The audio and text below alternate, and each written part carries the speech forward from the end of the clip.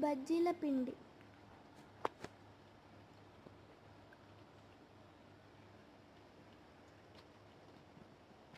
మనం ఇప్పుడు బ్రెడ్ బజ్జీ చేయబోతున్నాం.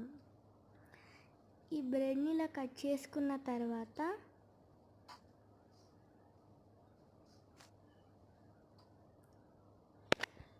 ఆ బ్రెడ్ని తీసుకెళ్ళి ఆ పిండిలో ముంచి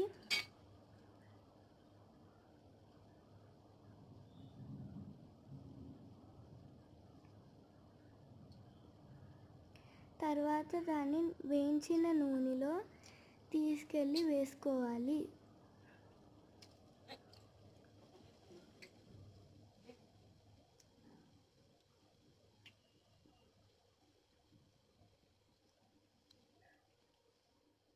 తర్వాత తింటే ఫైనల్ అవుట్ చాలా